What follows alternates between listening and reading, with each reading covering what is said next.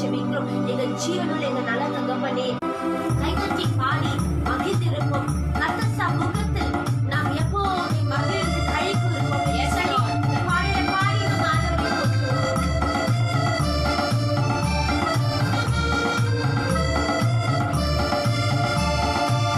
கைதட்டி பாடி மகிழ்ந்திருப்போம்.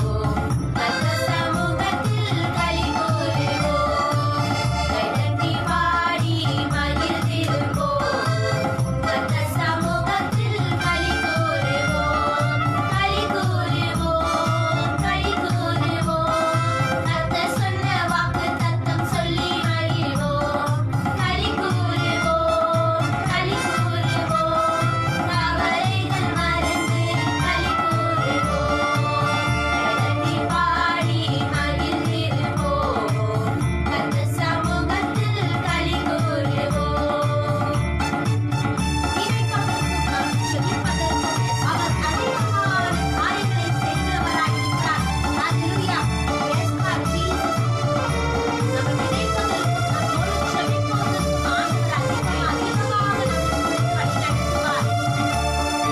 நினைப்பதற்கும் நான் செபிப்பதற்கும் அதிகமாய் செய்திடுவார். நினைப்பதற்கும் நான் செபிப்பதற்கும் அதிகமாய் செய்திடுவார். களி கூறுவோம். களி கூறுவோம். கர்த்தர் சொன்ன வாக்குத்தத்தம் சொல்லி மகிழ்வோம். களி கூறுவோம். களி கூறுவோம். கவலைகள் மறந்து களி கூறுவோம். கைதட்டி பாடி மகிழ்ந்திருப்போம். கர்த்தர் சமூகத்தில் களி கூறுவோம். பயப்படாதே, என்னால் மீட்டுக் கொண்டேன். எனக்கு நீ சொந்தம் என்றார். ஆமென். ஹalleluya. நம்ம பயப்படாமல் திகையாதபடி ஆண்டவர் நம்மை காக்கின்றவராய் இருக்கிறார். ஹalleluya. Yes, Father Jesus. பயப்படாதே, உன்னை மீட்டுக் கொண்டேன். எனக்கு நீ சொந்தம் என்றார். பயப்படாதே, உன்னை மீட்டுக் கொண்டேன். எனக்கு நீ சொந்தம் என்றார். களி கூறுவோம். களி கூறுவோம். கர்த்தர் சொன்ன வாக்குத்தத்தம் சொல்லி மகிழ்வோம். களி கூறுவோம். களி கூறுவோம். கவலைகள் மறந்து களி கூறுவோம். கைதட்டி பாடி மகிழ்ந்திருப்போம். கர்த்தர் சமூகத்தில் களி கூறுவோம். கைதட்டி பாடி மகிழ்ந்திருப்போம். கர்த்தர் சமூகத்தில் களி கூறுவோம்.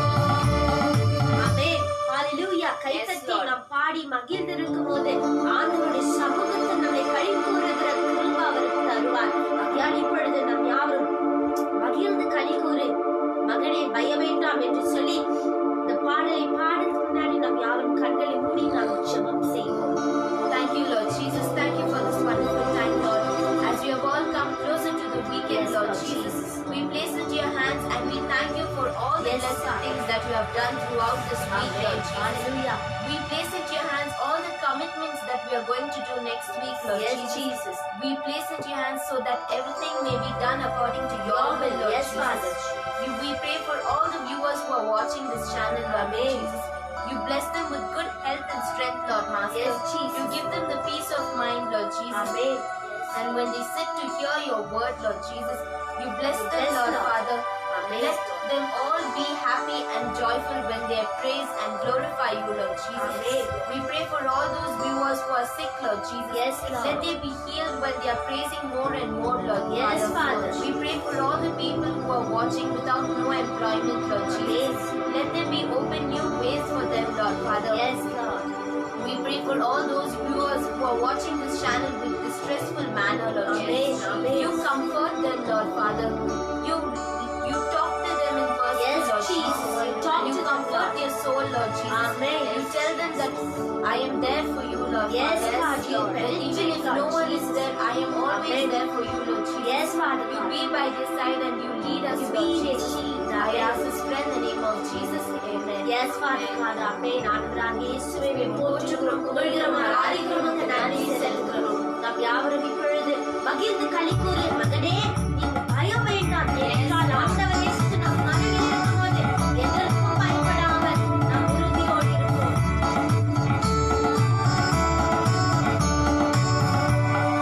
மகிழ்ந்து களிக்கூறு மகனே, பயம் வேண்டாம். ஆண்டவர் இயேசு நம் நடுவில் பெரிய காரியம் செய்திருக்கிறார். ஆண்டவர் இயேசு நம் நடுவில் பெரிய காரியம் செய்திருக்கிறார். மகிழ்ந்து களிக்கூறு மகனே, பயம் வேண்டாம். ஆண்டவர் இயேசு நம் நடுவில் பெரிய காரியம் செய்திருக்கிறார். ஆண்டவர் இயேசு நம் நடுவில் பெரிய காரியம் செய்திருக்கிறார். தேவியை நினைத்து நீ கலங்காத. ஆமென். தெய்வத்தை பார்த்து நாம் ஒவ்வொரு நாளும் நன்றி செலுத்த வேண்டும். Yes, God. Thank you, Jesus. தேவியை நினைத்து கலங்காதே. தேவனை பார்த்து நன்றி சொல்லு. தேவியை நினைத்து கலங்காதே. தேவனை பார்த்து நன்றி சொல்லு. கொஞ்சத்தை கலந்து திகழாதே. கொடுப்பவர் உன்னை கொண்டாடு. கொஞ்சத்தை கலங்காதே. கொடுப்பவர் உன்னை கொண்டாடு. மகிழ்ந்து களிக்கூறு மகனே, பயம் வேண்டாம். ஆண்டவர் இயேசு நம் நடுவில் பெரிய காரியம் செய்திடுவார்.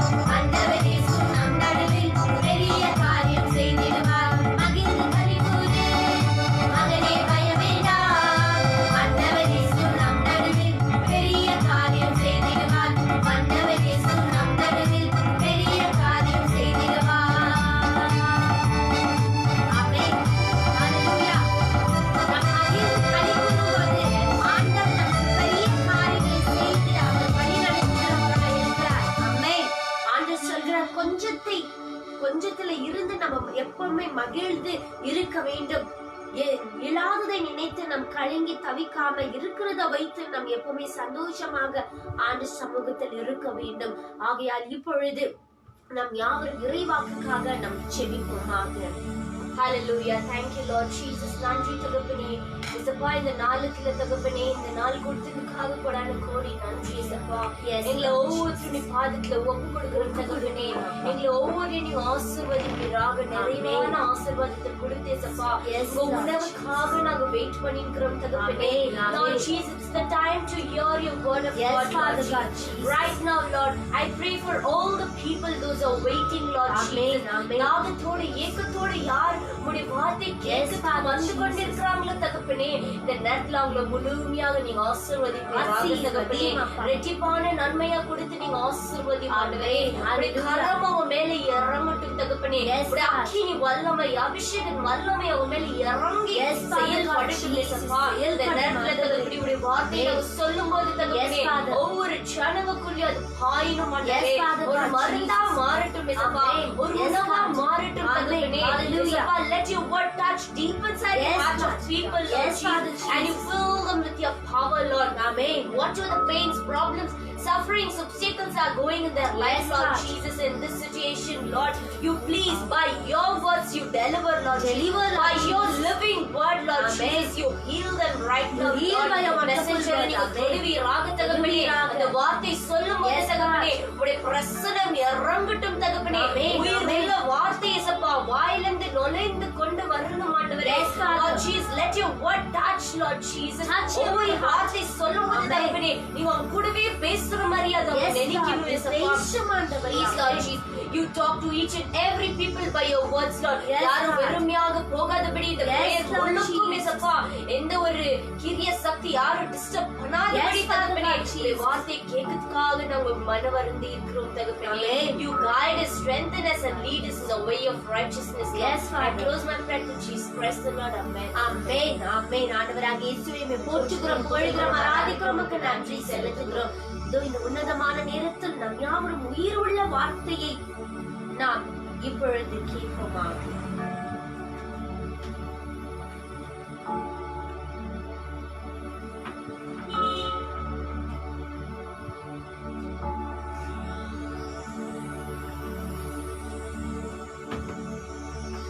Praise the Lord.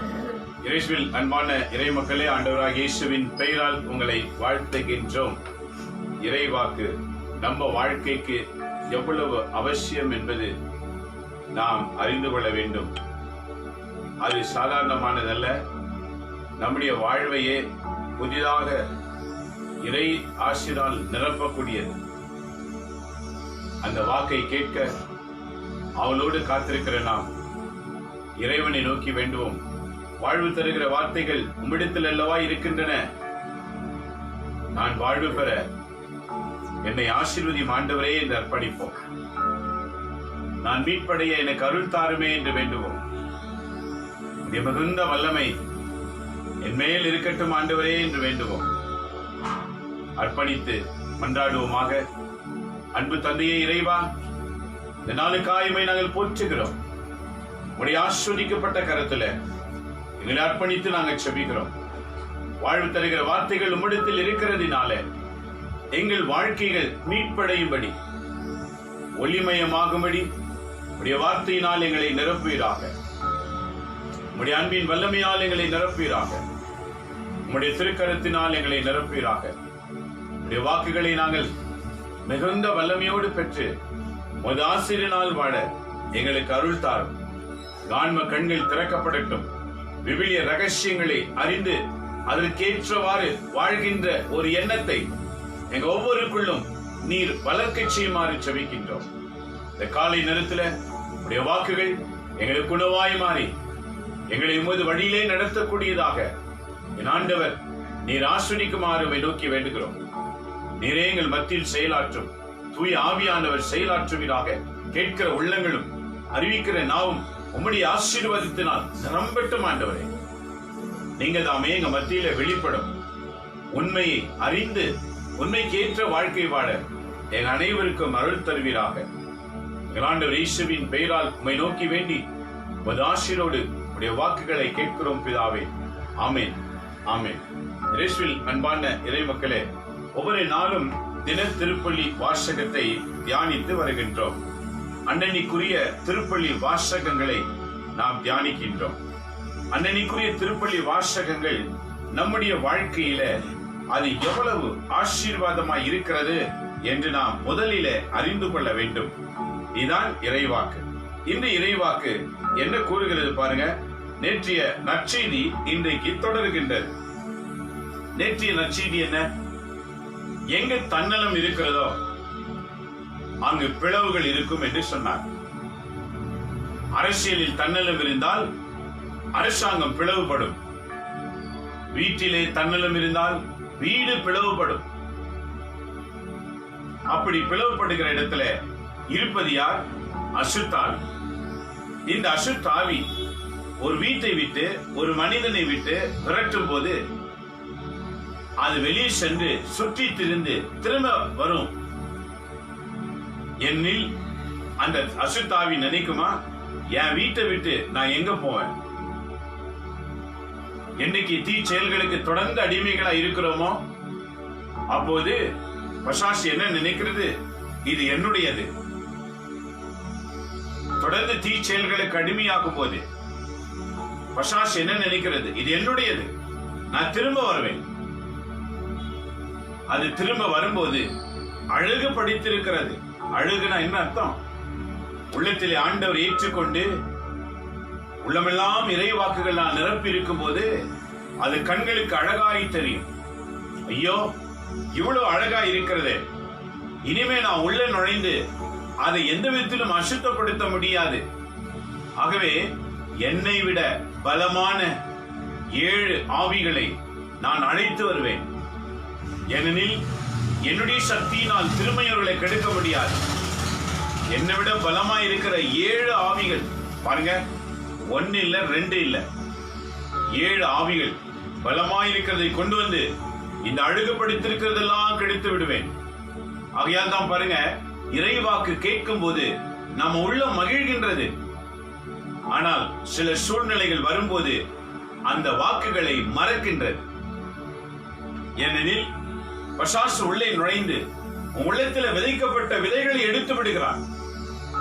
ஆண்டவர் விதையின் ஓமையில சொன்னார் அல்லவா? விதையின் ஓமை, அதுல முதல் விதை என்னானது? வழி அருகே விழுந்தது. வானத்து பறவைகள் அதை தின்றுவிட்டது. அதுக்கு விளக்கம் என்ன கொடுத்தார்? வழி அருகே விழுந்தவுடனே அது உள்ளத்திலே அனைவரும் ஏற்றுக்கொள்ளுகிறார்கள். ஆனால் பிசாசானவன் வந்து அதை எடுத்து விடுகிறான். வந்து என்ன அர்த்தம்? விரட்டப்பட்ட ஆவி இடம் கிடைக்காமல் திரும்ப வரும். இறைவாக்கு கேட்கும் போது அது உள்ளிருந்து வெளியே போகும்.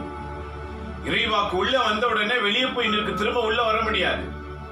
அது திரும்ப உள்ள வர வேண்டும் என்றால் அதை விட பலமான ஆவிகள் உள்ள வருகிறது. ஆகவேதான் முன்ன விட இப்போ கோபம் வந்த உடனே 2 விதமான வார்த்தைகளை பேசுகிறோம். முன்னா கொஞ்சம் கம்மியா பேசியிருப்போம். இப்ப அடுத்து எப்படின்னா, இன்னும் கோபமா வரும்போது இன்னும் அசுத்த வார்த்தைகள் பலமா வெளியே வர. ஏன்னா வெளியே சென்ற ஆவி இன்னும் சில ஆவிகளை உள்ள கொண்டு வந்து பலமா உட்காருது. இதான் ஆண்டவர் சொல்லுகிறார்.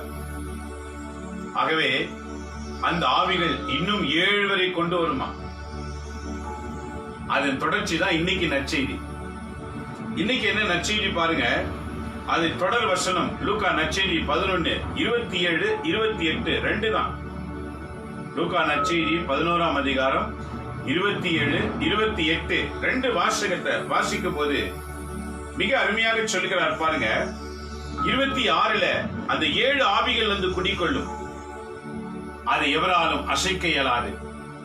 ஏனெனில் அவர்கள் தான் அதை தீர்மானிக்கணும். நீங்க தான் தீர்மானிக்கணும். பசாஸ் உள்ள வர வைக்கணுமா இல்ல வெளியே நிக்க வைக்கணுமான்னு நீங்க தான் தீர்மானிக்கணும். ஏனெனில் தீமை செய்கிறதும் செய்யாம விடப்படுவதும் அது உங்க கையில தான் இருக்கிறது, நம்ம கையில தான் இருக்கிறது. தீமை என்று தெரிந்தும் தீமை செய்தால் பசாசு உள்ளே வந்து குடிக்கொள்ளும்.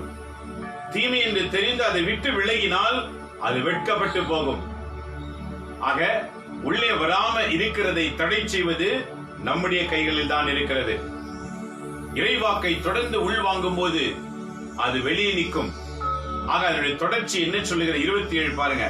அவர் இவற்றை சொல்லிக் கொண்டிருந்த போது கூட்டத்தில் இருந்து ஒரு பெண் ஒருவர், உம்மை கருத்தாங்கிய பாலூட்டி வளர்த்த உம் தாய் பேறு பெற்றவர் என்று சொன்னார்கள். இதை சொன்ன உடனே பாருங்க, சிலருக்கெல்லாம் இந்த வாசனத்தை கேட்கும் போது ஒரு பெரிய மகிழ்ச்சி. இந்த ஊழியர் எவ்வளவு நல்லா சொல்றாரு.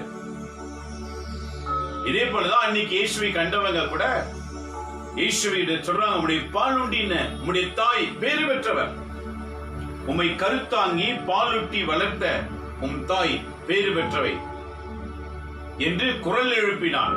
இப்பேறு பெற்ற ஒரு பிள்ளை ஈன்று கொடுத்து இந்த பிள்ளை இந்த உலகுக்கு எவ்வளவு நல்ல ரகசியங்கள் எடுத்து சொல்லுகிறதே, உன்னை பெற்றெடுத்த தாய் எவ்வளவு பேறு பெற்றவள் என்று அங்கிருந்த மக்கள் இயேசுவை வாழ்த்துகிறார்கள். இதற்கு ஆண்டவர் இயேசு பதில் அளிக்கிறார் பாருங்க. 28வது வாக்கியம். இயேசுவோ, இறை வார்த்தையை கேட்டு அதை கடைபிடிப்போர் இன்னும் அதிக பேறு பெற்றோர். நண்பர் மக்களே, ஆண்டவர் தன்னை தாழ்த்துகிறார்.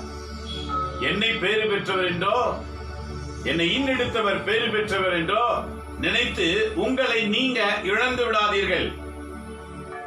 உங்களை நீங்கள் இழந்து விடாதீர்கள். ஏனெனில் எங்களுக்குரிய மதிப்பு உயர்ந்து விட்டது. அந்த உயர்வின் மதிப்பு நீங்களும் அடையதான் இன்று நான் உங்களோடு சொல்லுகின்றேன். என்ன சொல்லுகின்றேன்? இறை வார்த்தையை கேட்டு கவனத்தில் வச்சுக்கோங்க. கிறிஸ்தவர்கள் கிறிஸ்துவின் வார்த்தையை கேட்டு உள்ளத்திலே வைத்து கடைபிடிக்கணும்னு ஆண்டவர் சொல்றார். கேட்க காது இருக்கிறது, ஆனால் கடைபிடிக்க தான் வாழ்க்கை இல்லை.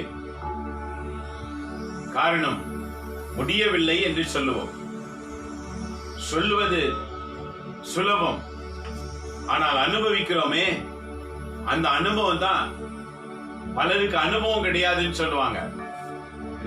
நண்பரே மக்களே, ஆண்டவர் இயேசு அனுபவத்தை பெற்றுதான் இந்த செயலை செய்கின்றார். விண்ணுலகையும் மண்ணுலகையும் உண்டாக்கின கடவுள் இந்த மண்ணுலகிலே ஒரு மனிதனாக தோன்றி அந்த மனித வாழ்க்கையில என்ன செய்ய வேண்டும் என்பதை நிரூபிக்கதான் அவர் மனிதனாக தோன்றினார்.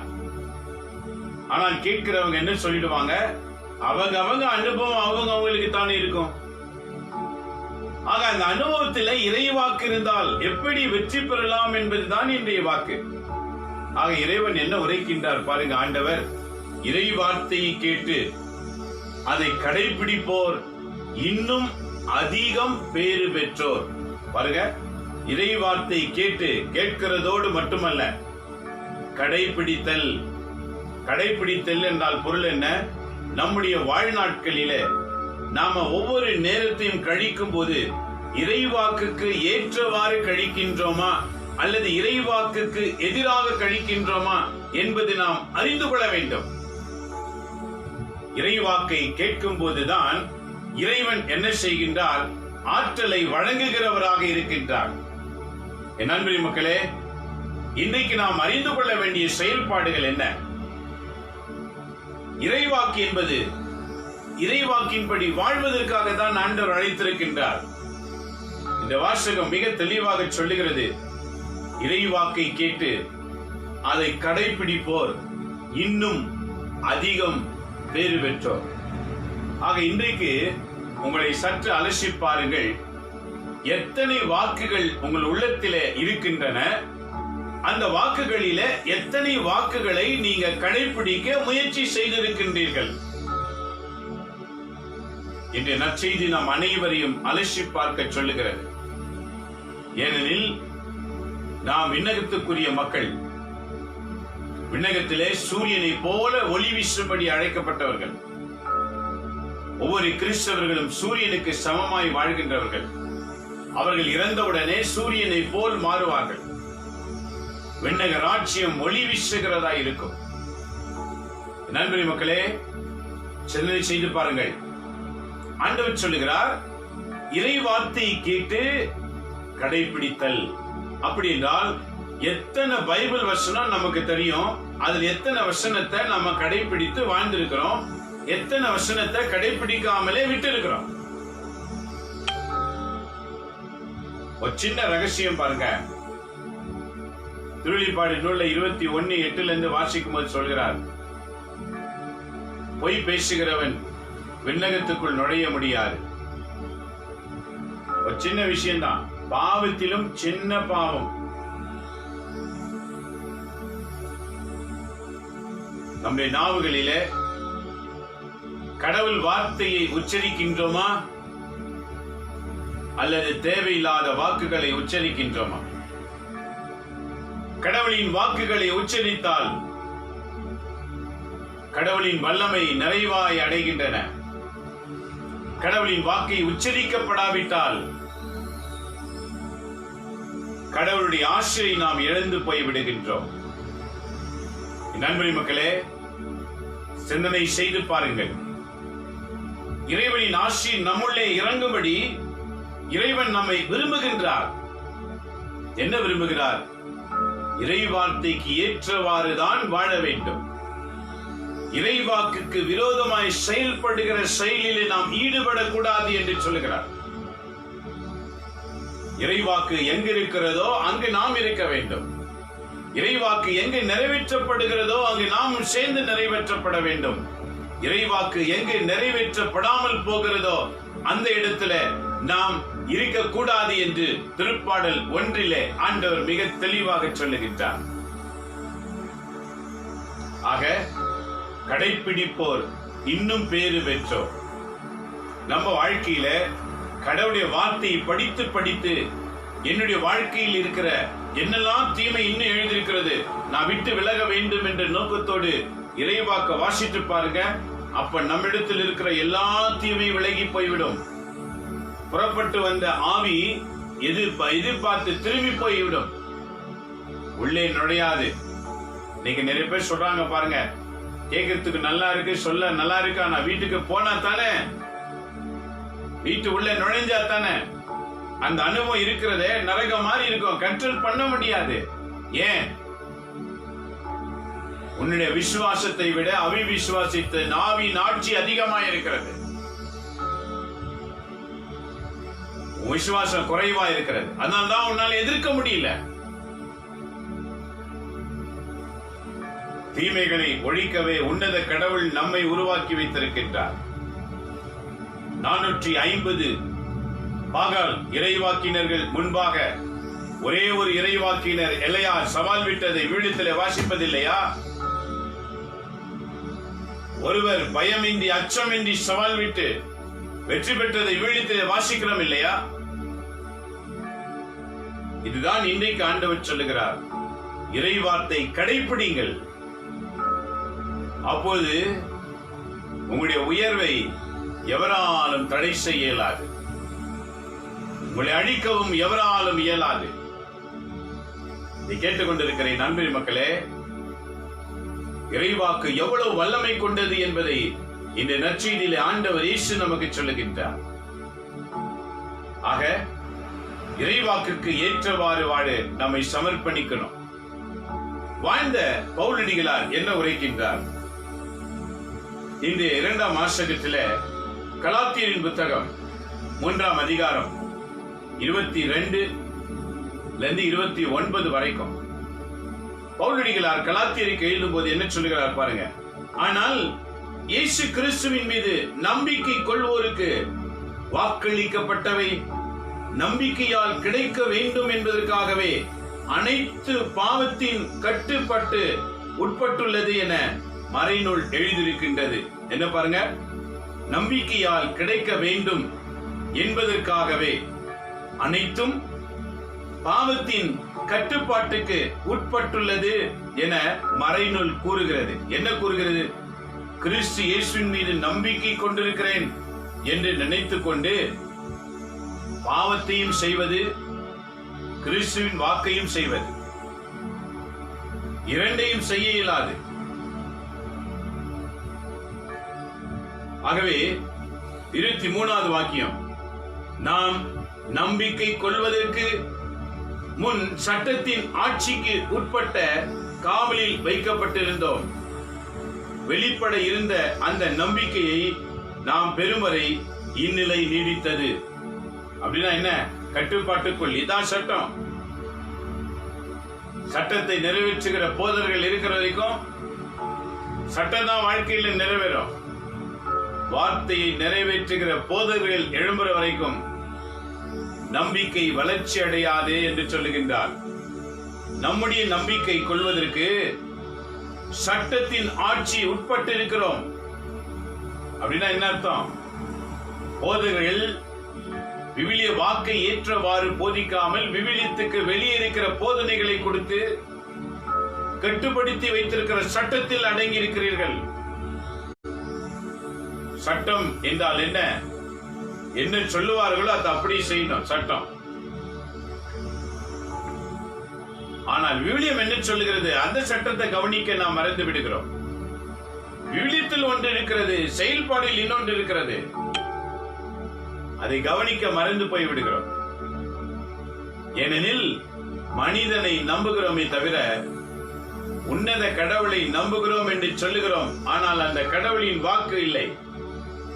மனிதர்களுடைய வாக்கு உள்ளே இருக்கிறது, கடவுளின் வாக்கு வெளியே இருக்கின்றன. ஆக என்றைக்கு கடவுளின் வாக்கு உள்ளே நுழைந்து நம்பிக்கையை வளரச் செய்கிறதோ அன்னைக்குதான் எது சரி எது தவறு என்று உணர்கின்ற ஞானத்தை நாம் பெற்றுக்கொள்வோம். ஆக பவுல் சொல்லுகிறாரு, சட்டத்துக்கு உட்பட்டு வாழ்வதை விட கிறிஸ்துவின் வாக்குக்கு கட்டுப்பட்டு வாழுங்கள். அப்பதான் நம்பிக்கை வளரும். ஆக இவ்வாறு நம்பிக்கையின் அடிப்படையில் நாம் இறைவனுக்கு ஏற்புடையவர் ஆக்கப்படுவதற்காக நம்மை கிறிஸ்துவிடம் கூட்டிச் செல்லும் வழித்துணையாய் திருச்சட்டம் செயல்பட்டது. கிறிஸ்து இயேசுவின் வழியிலே செல்லுகிற திருச்சட்டம். திரு என்றால் திருத்துவ இறைவன், தந்தை மகன் தூய ஆவி என்று சொல்லப்பட்ட திருத்துவ இறைவன். அவர்களின் சட்டத்துக்கு உட்பட்டவர்கள், இவர்களின் சட்டத்துக்கு கட்டுப்பட்டவர்கள் இன்றைக்கு புனிதர்களாய் இருக்கின்றார்கள். நாம் எந்த சட்டத்தை கடைபிடிக்கிறோம்? எல்லா புனிதர்களும் இறைவாக்கு சட்டத்துக்கு கட்டுப்பட்டவர்கள். ஆனால் நாம் எந்த சட்டத்துக்கு கட்டுப்பட்டவர்கள்? விவிலிய ரகசியம் தெரியுமா? ஒவ்வொரு நாளும் திருப்பள்ளி வாசகத்தை தியானிக்கிற குடும்பங்கள் இன்றைக்கு எத்தனை பேர் இருக்கின்றோம்? திருப்பள்ளிக்கு செல்லுகின்றோம், வெளியே வந்தவுடன் இன்னைக்கு என்ன வாசகன் கேட்டு பாருங்க, நினைவிலே இருக்காது. கவனங்கள் செலுத்தப்படுவது கிடையாது. உன் பெயர் எப்படி விண்ணகத்துக்கு எடுத்துச் செல்லப்படும்? இன்று நற்செய்தியில் ஆண்டவர் சொன்னார், இறைவாக்கை கேட்டு கடைபிடிப்போர் மட்டும்தான் அவருடைய ராஜ்யத்துக்குட்பட்டவர்களாக வாழ முடியும். இறைவார்த்தை கேட்டும் கடைபிடிக்காதோர் பூமியிலேயே கைவிடப்படுவார்கள். கடைபிடிப்போர் என்றால் பொருள் என்ன? அவர் சொல்லியிருக்கிற ஒவ்வொரு வார்த்தைகளையும் நிறைவேற்றுவதற்கு முயற்சி செய்து கொண்டே இருக்க வேணும். ஏனெனில் இதை எவராலும் நிறைவுபடுத்த முடியாது. மரணம் எப்போது வேண்டுமானாலும் வரலாம். ஆனால் நீ நிறைவுபடுத்துகிறாயோ இல்லையோ, அன்னைக்கு படிக்கிற வாக்குகளை நிறைவேற்றி கொண்டு சென்றாலே போதும். இன்று இந்த வாக்கை நான் நிறைவேற்றினேன், ஒரு திருப்தி இருக்கணும் உனக்குள்ள. இன்னைக்கு கடவுள் வாக்கை நான் நிறைவேற்றினேன். ஒவ்வொரு நாளும் மனசு இதை சொல்லணும், இன்னைக்கு கடவுள் வாக்கை நான் நிறைவேற்றினேன். ஒரு பெரிய சண்டை வர வேண்டியதா இருந்தது, அது அப்படியே தடுத்து நிறுத்தின, இறைவாக்கு நிறைவேறினது. ஒரு பெரிய பொய் சொல்ல வேண்டியதா இருந்தது, அது தடுத்து நிறுத்தப்பட்டது, இறைவாக்கு நிறைவேறினது. இத்தனை நாளா மற்றவங்க அவங்கள பத்தி பேசிக் கொண்டிருந்தேன், இன்னைக்கு நான் பேசாம நிறுத்தின, இறைவாக்கு நிறைவேறினது. இதுதான் கடைபிடிப்போர் என்பது பொருள்.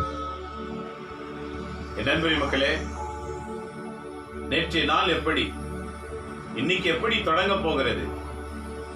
ஒவ்வொரு நாளும் இதன் வழியா இறைவாக்கு உங்களுக்கு வந்து கொண்டே இருக்கின்றன. நீங்க இறைவாக்குக்கு எவ்வளவு முக்கியத்துவம் அளித்து வாழ்க்கையை நடத்துகின்றீர்கள்? சிந்தனை செய்து பாருங்கள். ஆகவே ஆண்டவர் கூறுகிறார், இப்பொழுது நாம் நம்பிக்கை கொண்டுள்ளதால் இனி நாம் வழி துணைவரின் பொறுப்பில் இருக்கின்றோம். நம்பிக்கை வைக்கலனா வழி நடத்துகிறவர் கையிலே நாம் இல்லை. நம்பிக்கையோடு வாக்கை நிறைவேற்றினால் வழி நடத்துகிறவருடைய கையில் அடங்கி இருக்கின்றோம். ஏனெனில் கிறிஸ்து இயேசுவின் மீது கொண்டுள்ள நம்பிக்கையால் நீங்கள் அனைவரும் கடவுளின் மக்களாய் இருக்கின்றீர்கள். நம்பிக்கை என்பது வார்த்தையில் அடங்கி இருக்கக்கூடியவை அல்ல. அந்த நம்பிக்கை எப்படி வளர்ச்சி அடையும்? உனக்கு என் மீது நம்பிக்கை எப்போது வரும்? எனக்கு உன் மீது நம்பிக்கை எப்போது வரும்? நீங்க சொல்லுகிறதை நான் கேட்கிறதிலும், நான் சொல்லுகிறதை நீங்க கேட்கிறதிலும், இப்படி ஒருவரை ஒருவர் கேட்டு கேட்டு கேட்டு கேட்டு கேட்டு உறவுகள் வளர்கின்றன. அதிலே நல்ல வார்த்தைகள் இருந்தால் வளர்ச்சி அடையும், தீய வார்த்தைகள் இருந்தால் முறிந்து போய்விடும். இதே போலதான் கிறிஸ்துவின் வாக்கு நாம் கேட்டு, நம்முடைய வாக்கை கிறிஸ்துவினிடத்தில் கேட்டு இருவருக்கும் ஏற்படுகிற அந்த உறவுகள் இருக்கிறதே, அது நன்மையாய் இருந்தால் அப்போதுதான் நாம் கடவுளின் மக்களாய் இருக்கிறோம் என்று சொல்லுகிறார். கிறிஸ்துவின் வாக்கை கேட்காமலே நானும் நம்புறேன், கிறிஸ்துவின் வாக்கு கடைபிடிக்காமலேயே நானும் நம்புறேன். உலகத்திலே யார் வேணாலும் இதை சொல்லலாம். இயேசுவை நம்புகிறேன் என்று உலகத்தில் பிறந்தவர்கள் யார் வேண்டுமானாலும் சொல்லலாம், பிரச்சனை இல்லை. ஆனால் அந்த வார்த்தைக்கு ஏற்ற வாழ்கிறவங்க மட்டும்தான் அவரை நம்புகிறார்கள் என்ற வரிசை விண்ணகத்திலே இருக்கும். ஆக நம்பிக்கை என்பது வார்த்தையில் அடங்கி இருக்கிறவை அல்ல, அது வாழ்ந்து காட்டக்கூடியவை. இதுதான் ஆண்டவர் சொன்னார், கேட்டு கடைபிடிங்க, அப்பதான் நீங்க என் மேல நம்பிக்கை வச்சுக்கிறீங்க என்பதற்கு அர்த்தமாகும். ஆக நண்பரே மக்களே, நான் நம்புகிறேன் சொல்லுகிற நிறுத்திவிட்டு நான் நிறைவேற்றுகிறேன், அவர் சொன்னதை நிறைவேற்றுகிறேன், அவர் சொன்னதை நிறைவேற்றுகிறேன் என்று சொல்லி பாருங்க. அங்குதான் நம்பிக்கையின் வளர்ச்சி ஆரம்பமாகின்றது. ஆக சொன்னதை கடைபிடிப்போர் நம்பிக்கையாளர்கள் என்று ஆண்டவர் சொல்லுகின்றார். இதான் பவுல் என்ன சொல்றார் பாருங்க, கிறிஸ்து மீது நம்பிக்கை கொள்ளும் எவரும் கடவுளின் மக்களாய் இருக்கின்றார்கள். அவ்வாறெனில் கிறிஸ்துவோடு இணைந்திருக்கும்படி திருமுழுக்கு பெற்ற நீங்கள் அனைவரும் கிறிஸ்துவை அணிந்து கொண்டீர்கள். திருமுழுக்கு ஞானஸ்தானம் பெற்ற அனைவரும் கிறிஸ்துவை ஆடையாக அணிந்திருக்கின்றார்கள். கிறிஸ்துவை ஆடையாகனா என்ன அர்த்தம்? எப்படி நான் போட்டிருக்கிற ஆடை என்ன வர்ணம் என்று எல்லாருக்கும் தெரியும். What is the colour of my dress? இதே போலதான் கிறிஸ்துவை ஆடையாய் அணிந்திருக்கிறவங்க மற்றவங்க பார்க்கும்போது கிறிஸ்து இருக்கிறதை கண்டு கொள்வார்கள். நமக்குள்ள கிறிஸ்து இருக்கிறதை கண்டு கொள்ளுகிற அந்த சுபாவம் தேவை என்று ஆண்டவர் விரும்புகின்றார். இதை கேட்டுக்கொண்டிருக்கிற என் நண்பரி மக்களே, சிந்தனை செய்து பாருங்கள். இன்று ஆண்டவராகிய கடவுள் என்ன மிக அருமையாக உரைக்கின்றார். கிறிஸ்துவோடு இணைந்திருக்கும்படி திருமுழுக்கு பெற்ற நீங்கள் அனைவரும் கிறிஸ்துவை அணிந்து கொண்டிருக்கிறீர்கள். இனி உங்களுடைய யூதர் என்றும் கிரேக்கர் என்றும் அடிமைகள் என்றும் உரிமை குடிமகள் என்றும் இல்லை. ஆண் என்றும் பெண் என்றும் வேறுபாடு இல்லை. கிறிஸ்து இயேசுவோடு இணைந்துள்ள நீங்கள் யாவரும் ஒன்றாயிருக்கின்றீர்கள். இங்குதான் கிறிஸ்தவம் பிளவுபடுகிறது. எத்தனை டினாமினேஷன் இருக்கிறது பாருங்க. சொல்ல முடியாத டினாமினேஷன். நாளைக்கு ஞாயிற்றுக்கிழமை பாருங்க, சந்து சந்துக்கு சபைகள் நடந்து கொண்டிருக்கும். கேட்டா அவங்க வேற என்னவாங்க, இவங்க வேற என்னவாங்க. ஒரே தெருவில் நிறைய கூட்டங்கள் நடந்துகிட்டு இருக்கும். நாளை ஞாயிற்றுக்கிழமை ஏன் எல்லாரும் ஒரே இடத்துல கூடி ஜெபிக்கணும்னு என்ன வருமா? இன்றைக்கு திருச்சபைகளே பிளவுபட்டு போயிருக்கிறது. ஆனால் கிறிஸ்துவோடு இணைந்தவங்க எப்படி இருப்பாங்க என்று சொல்றாரு பாருங்க. மிக அருமையாக கலாத்தியர் 3ஆம் அதிகாரம் 28வது வாக்கியம் சொல்லும் போது, இனி உங்களுடைய யூதர் என்றோ கிரேக்கர் என்றும் இல்லை. அப்படின்னா என்ன அர்த்தம்? இனிமே நீங்க யார நான் இந்த ஜாதி நான் அந்த ஜாதின்னு சொல்லாத, நான் இந்த சபை அந்த சபைன்னு சொல்லாத. அது ஆண்டவருக்கு பிடிக்காது. சபைகள் விண்ணகத்துக்கு அழைத்து செல்ல முடியாது. கிறிஸ்துவின் வாக்கை ஏற்றுக்கொண்டவர்கள் உள்ளத்திலே பிரிவினை கிடையாது. அவர்களை குறித்து இவர்களோ இவர்களை குறித்து அவர்களோ பேச வாய்ப்பில்லை. கிறிஸ்து எவருக்குள் இருக்கிறாரோ அவர் பேச மாட்டாரு. இன்றைக்கு கிறிஸ்தவர்களுக்குள்ளே எத்தனை சபை என்ற பெயரிலே பிளவுகள் இருக்கிறது. இன்றைய வாசகத்தில் மிக தெளிவாக சொல்லுகிறார், இனி உங்களுடைய யூதர் என்றும் கிரேக்கர் என்றும் அடிமைகள் என்றும் உரிமை குடிமகள் என்றும் இல்லை. முதலிலே ஜாதி என்பது கிடையாது. கிறிஸ்தவ வாழ்க்கையில ஜாதி என்பது கிடையாது. யாரும் ஜாதியை பற்றியே பேசக்கூடாது என்று சொல்கிறார். இரண்டாவது, ஆண் என்றும் பெண் என்றும் இல்லை. ஆண் என்றும் பெண் என்றும் வேறுபாடு இல்லை. அடுத்து பாருங்க, நாம் அனைவருமே கிறிஸ்துவின் பார்வையிலே சமமானவர்கள். உலகத்திலே பூமியிலே தான் ஆண் என்று பெண் என்று நாம் சொல்லிக் கொள்ளலாம்.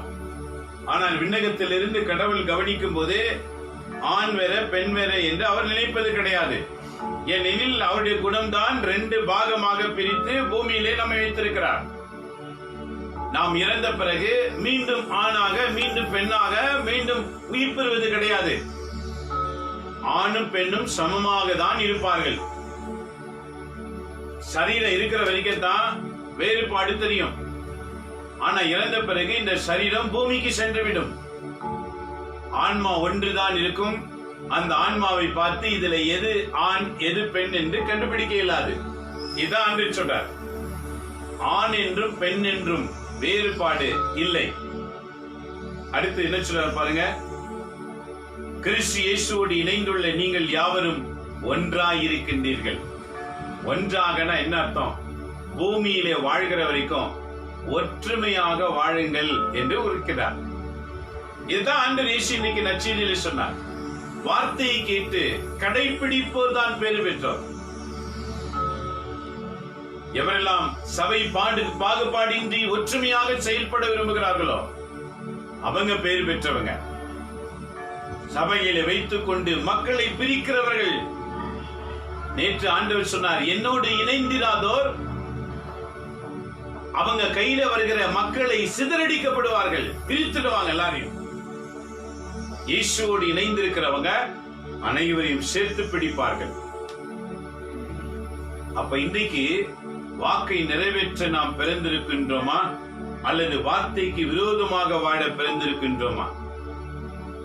இதை கேட்டுக்கொண்டிருக்கிற என் அன்பு மக்களே, போதகர்களே, இறைப்பணிக்காக அர்ப்பணிக்கப்பட்ட பணியாளர்களே, இன்றைக்கு வாசகத்திலே ஆண்டவர் தெளிவாக சொல்லுகிறார், உனக்குள்ளே பிரிவினை இருக்கக்கூடாது.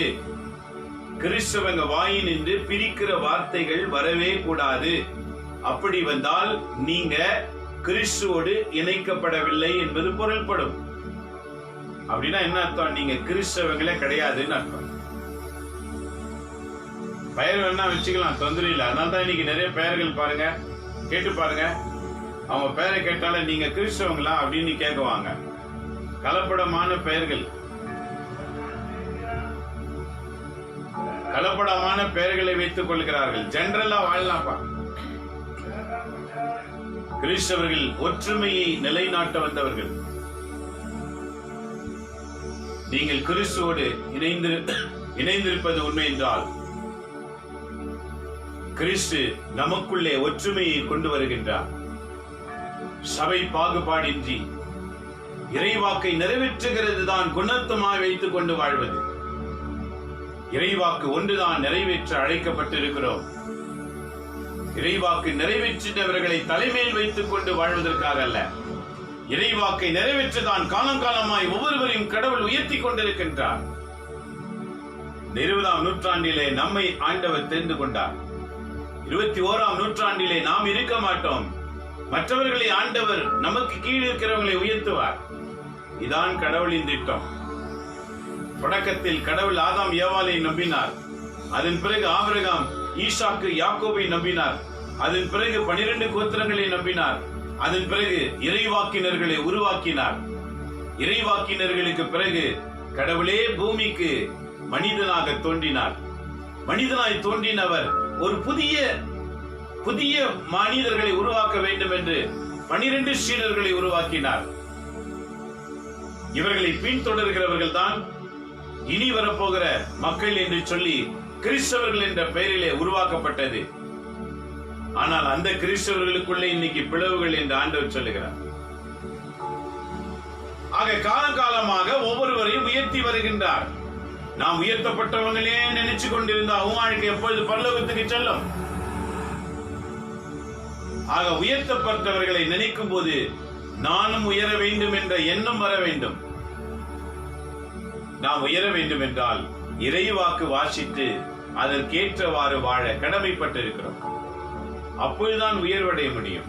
உயர்ந்தவங்களை பார்த்துக்கிட்டே இருந்தா உயர்வடைய முடியாது. ஆண்டவர் இயேசு விண்ணேற்றம் அடையும் போது வானத்தை பார்த்துக்கிட்டே இருந்தாங்க சீடருங்க. ஒரு தூதன் தோண்டி சொன்னார், ஏன் வானத்தை என்னாந்து பார்த்து கொண்டே இருக்கிறீர்கள்? போங்க, ஆண்டவர் சொன்னதை செய்யுங்க. நீங்க பார்த்துக்கிட்டே இருந்தா ஒன்னும் செய்ய முடியாது. அவர் உங்களுக்கு எப்படி மேலே போகிறதை காட்சியளித்தாரோ அதே போல நீங்களும் போய் வேலை செய்யுங்க. போங்க, வாசிக்கிறோம் இல்ல? இதோட பொருள் என்ன? உயர்த்தப்பட்டவர்கள் உயர்ந்து விட்டார்கள். நீ எப்போ உயர போற?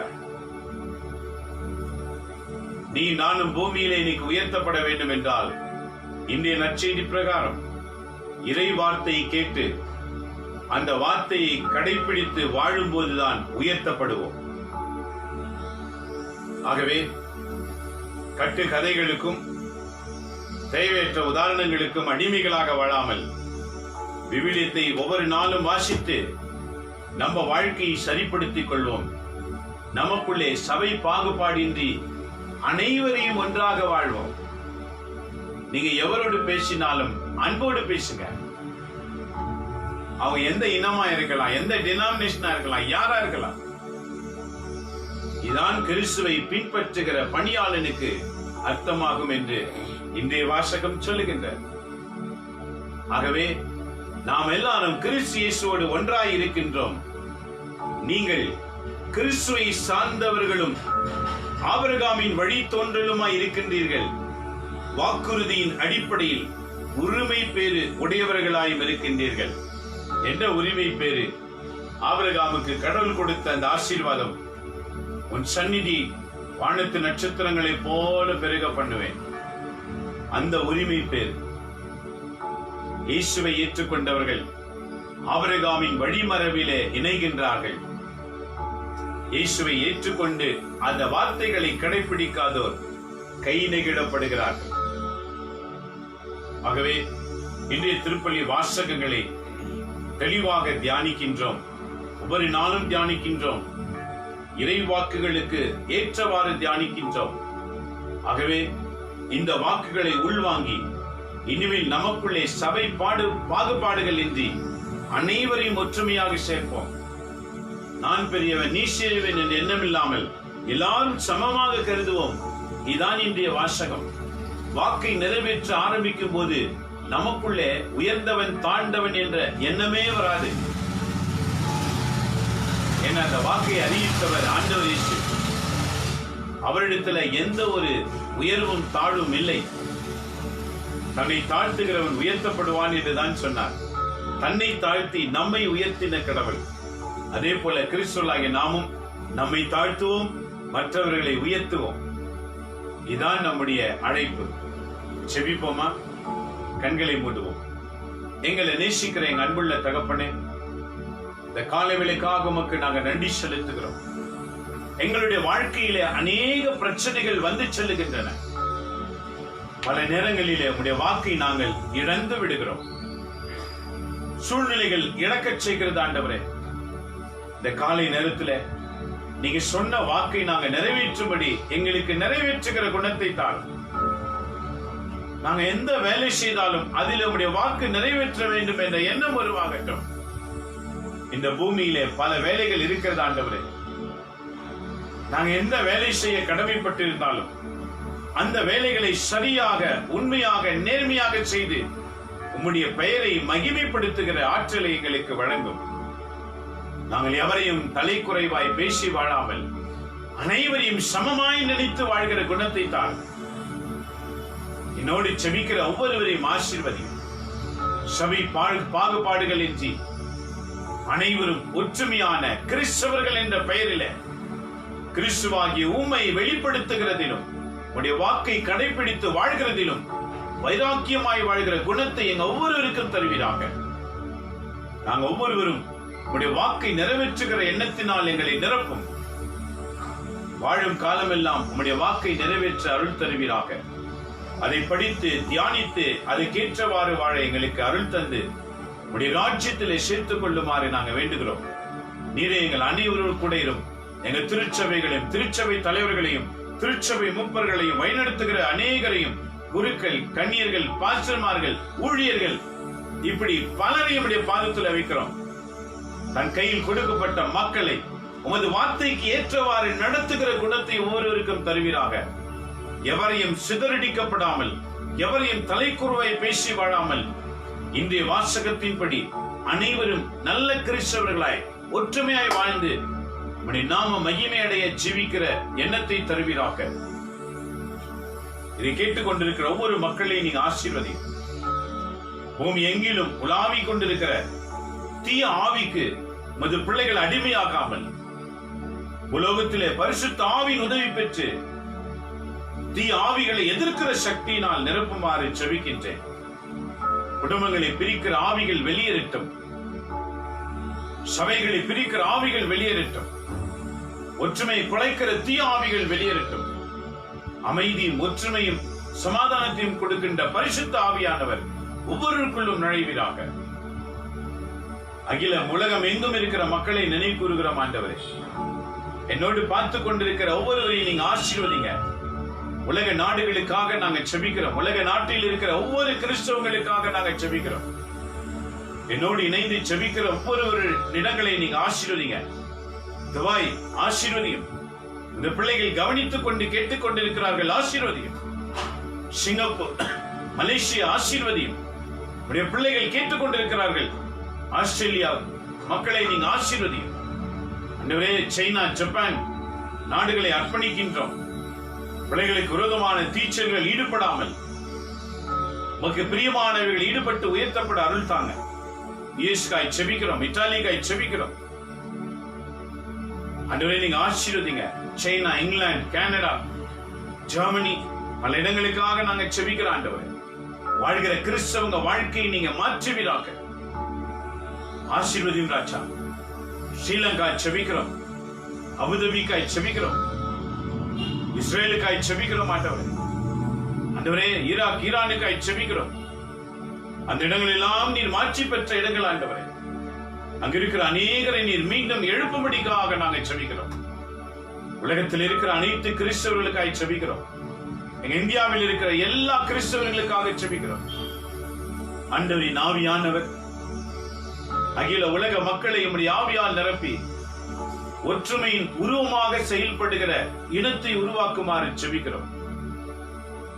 ஆசீர்வதியும் ஆண்டவரே. இந்த நிகழ்ச்சியை பார்க்கிற ஒவ்வொருவரையும் நீர் ஆசீர்வதியும். இதை பார்க்கிற எவராயிருந்தாலும் உம்மை அறிந்து கொள்ளுகிற அறிவினால் நிரப்பீராக. இந்த நாள் முழுவதும் பார்க்கிற கண்களை ஆசீர்வதியும். எல்லோரும் ஒற்றுமையாய் சிறந்து விளங்கி உண்மைக்காக, நன்மைக்காக வாழக்கூடிய எண்ணத்தை தருவீராக. உலகில எவர் வாழ்ந்தாலும் உண்மைக்கும் நன்மைக்கும் மட்டுமே வாழ வேண்டும் என்ற எண்ணத்தை உருவாக்கும். ஜாதிக்காக, மொழிக்காக, இனத்துக்காக வாழாமல் உண்மைக்காக, நேர்மைக்காக, தூய்மைக்காக வாழ்வேன் என்ற எண்ணத்தை புகுட்டுவீராக. எல்லார் உள்ளத்தையும் பண்படுத்துங்க ஆண்டவரே. நல்லது பேசவும், நல்லது செய்யவும், நன்மையானவைகளை வெளிப்படுத்தவும் பிள்ளைகளை தயார்படுத்துவீராக. கெட்டது செய்கிற ஆவிகள் விலக்கப்படுவதாக. நல்லது செய்கிற தூய ஆவி இறங்குவீராக. அனைத்தையும் பாதத்தில் அர்ப்பணித்து வேண்டுகிறோம். இவை அனைத்தும் எங்கள் ஆண்டவர் இயேசுவின் பெயரால் வேண்டி மது ஆசீர்வாதத்தை என்னோடு செபிக்கிற அனைவருக்குமே பெற்றுக் கொடுக்கிறோம். எங்க நல்ல பிதாவே, ஆமேன், ஆமேன், ஆமேன். தேசிய அன்பான மக்களே, மறந்து விடாதீங்க. இன்றைய திருப்பலி வாசகம் எழுதிக்கங்க. முதல் வாசகம் கலாத்தியர் 3ஆம் அதிகாரம் 22 இருந்து 29. Galatians chapter 3 verses from 22 to 29. திருப்பாடல் பதிலுரை பாடல் Psalms 105 2 to 7. திருப்பாடல் 105 2 இருந்து 7 வரைக்கும். Gospel லூக்கா நற்செய்தி 11ஆம் அதிகாரம் 27 28 2 வசனம் தான். St. Luke chapter 11 verses 27 28. உங்க வீட்டுல திரும்ப படிங்க, குடும்பமா உட்கார்ந்து படிங்க, இறைவாக்க நிறைவேற்றுங்க, இறை மக்களா வாழுங்க. எல்லாருக்கும் நல்லது செய்யுங்க, நல்லதையே பேசுங்க. நீங்க எவரா இருந்தாலும் நல்லதை செய்து நல்லதை பேசும்போது ஆண்டவர் உங்களுக்கு பல விதங்களிலே உதவி செய்வார். இயேசு தாமே உங்களை காத்துக் கொள்வாராக. யூடியூபிலும் இந்த நிகழ்ச்சி இருக்கிறது. அதை உங்க நண்பர்களுக்கு அனுப்பி சப்ஸ்கிரைப் பண்ணுங்க. ஆண்டவர் உங்களையும் உங்க குடும்பத்தாரையும் ஆசீர்வதிப்பாராக. மீண்டும் நாளை காலை 7, நாளை ஞாயிற்றுக்கிழமை அனைவருமே ஆலயத்துக்கு செல்லுங்க. நல்ல கவனமா செல்லுங்க. வழிபாட்டில பங்கு கொள்ளுங்க. பயத்தோடு செல்லுங்க. ஆண்டவர் எனக்குள்ளே வருகிறார் என்ற எண்ணத்தோடு சொல்லுங்க. ஆண்டவர் வருவார். சுகமாய் இருப்பீங்க. கொள்ளை நோய் உங்களை தாக்க இயலாது. ஆக நாளை ஞாயிற்றுக்கிழமை நீங்க எல்லாரும் ஆலயத்துக்கு செல்லுங்க. நாளை மாலை ஞாயிற்றுக்கிழமை நாளை மாலை 5 மணிக்கு மீண்டும் இந்த நிகழ்ச்சி வாலிபர் கூட்டத்தோடு தொடங்கும். உங்க வீட்டு பிள்ளைங்கள் எல்லாம் உட்கார வைங்க. வாலிப கூட்டம் இருக்கும். என்னுடைய பிள்ளைங்க நடத்துவாங்க. செய்தி பாடலாம் நம்மளும் நடத்துவாங்க. கேளுங்க. வாலி பிள்ளைங்க கேளுங்க. இறை மக்களுக்கு ஒப்பு கொடுங்க. பிறகு பெரியவர்களுக்கு செய்தியோடு நிகழ்ச்சி நிறைவு பெறும். ஆகவே ஞாயிற்றுக்கிழமை மட்டும் மாலையில இருக்கும். மற்ற நாட்கள் திங்கள் முதல் சனி வரை காலை 7:30 மணிக்கு இருக்கும். ஆகவே நாளை நாம் மாலை 5 மணிக்கு சந்திப்போம். இறைவன் உங்களையும் உங்க வீட்டாரையும் ஆசீர்வதிப்பாராக. எல்லாம் வல்ல இறைவன் தந்தை, மகன், தூய ஆவியின் பெயராலே ஆமென்.